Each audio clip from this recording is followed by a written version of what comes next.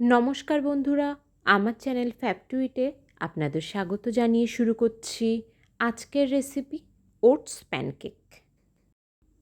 প্রথমেই একটা বাটিতে 1 কাপ ওটস আর 1 কাপ দুধ নিয়ে ভালোভাবে মিশিয়ে 5 মিনিট ভিজিয়ে রাখব। এবার একটি কলা নিয়ে চামচের সাহায্যে ভালো করে ম্যাশ করে নেব।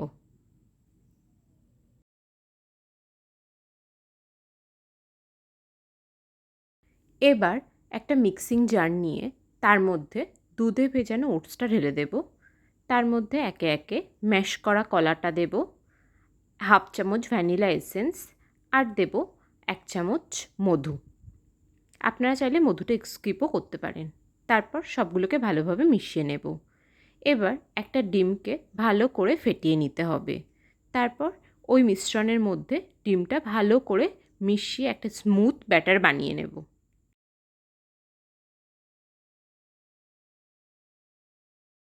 এবার একটা ফ্রাইং প্যান বসিয়ে অল্প একটু বাটার ব্রাশ করে নেব।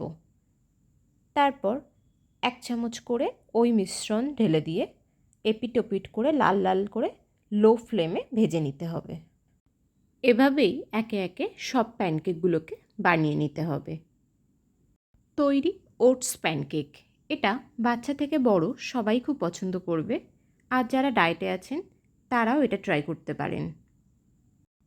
আমার রেসিপি যদি আপনাদের ভালো লেগে থাকে তাহলে প্লিজ লাইক কমেন্ট করে জানাবেন আর চ্যানেলটিকে সাবস্ক্রাইব করে দেবেন।